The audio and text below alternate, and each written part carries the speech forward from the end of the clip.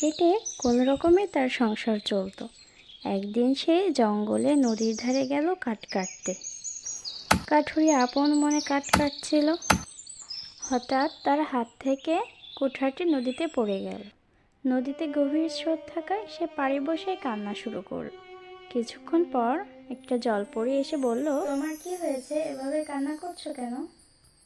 আমার একমাত্র কুঠার যেটা নদীতে পড়ে গেল, এবং আমার অন্য কুঠার কেনার সামর্থ্যও নাই। এখন আমি কি করব? আচ্ছা, এই ব্যাপার, তুমি কেঁদো না, তোমার কুঠার আমি এনে দিচ্ছি। এই বলে জলপরী নদীতে ডুব দিল। এইদিকে কাঠুরিয়া নদীর পাড়ে বসে বসে ভাবতে লাগলো, জলপরী আবার ফিরে আসবে তো। ঠিক তখনই জলপরী একটি সোনার কুঠার এনে বলল, এটা কি তোমার কুঠার? না না জলপরি, এটা তো আমার কুঠার না। আমার কুঠারটি তো অন্য রঙের। এটা আমার না। আচ্ছা, একটু অপেক্ষা করো, এবার তোমার কুঠার নিয়ে আসছি। এই বলে জলপরী নদীতে ডুব দিল এবং রূপার কুঠার এনে জিজ্ঞাসা করলো, এইটা কি তোমার? এবার দেখো তো। না না জলপরি, এই কুঠারটিও তো আমার নয়। আমারটা তো অতি সাধারণ কুঠার ছিল। আচ্ছা ঠিক আছে, তাহলে আরেকটু অপেক্ষা করো, এবার তোমারটা নিয়ে আসছি। এই বলে জলপরী নদীতে ডুব দিল এবং কাঠুরিয়ার কুঠারটা নিয়ে এসে তাকে জিজ্ঞাসা করলো, দেখো তো, এইটা তোমার কিনা?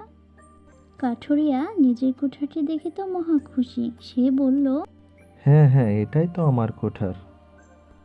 জলপরী কাঠুরিয়ার এই সততায় মুগ্ধ হয়ে বলল, তোমার সততায় আমি মুগ্ধ হয়েছি কাঠুরিয়া, তাই উপহার স্বরূপ এই 3টি কুঠারই আমি তোমাকে দিতে চাই। এইগুলো নাও আর বিক্রি করে সুখে জীবনযাপন করো। কখনো লোভ করো না, সৎভাবেই থেকো। কুঠারগুলো পেয়ে সে খুশিতে বলল, অনেক ধন্যবাদ তোমাকে জলপরি।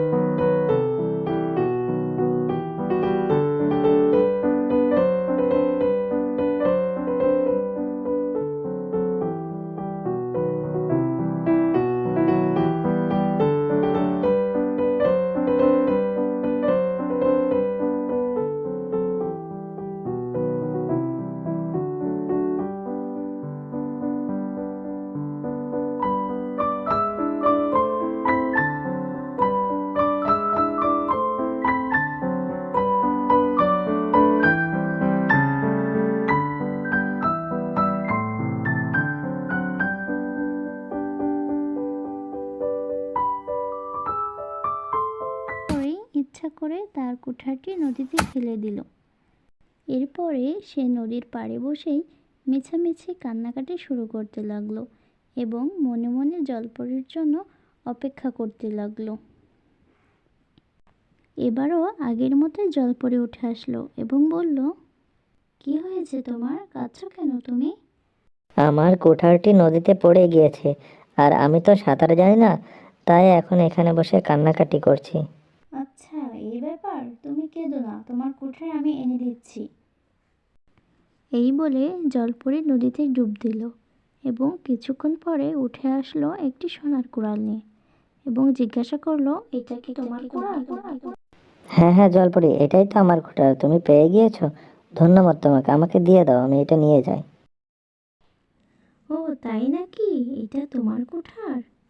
এই বলে জলপরী নদীতে ডুব দিল এবং আর ফিরে আসলো না।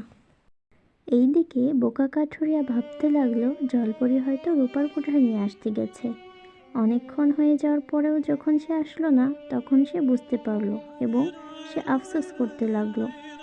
সে সোনা এবং রূপার কুঠার তো পেলই না, বরং তার নিজের কুড়ালটাও হারিয়ে ফেললো। বন্ধুরা, তাহলে তোমরা এই গল্প থেকে কি শিখলে? কখনোই লোভ করা যাবে না।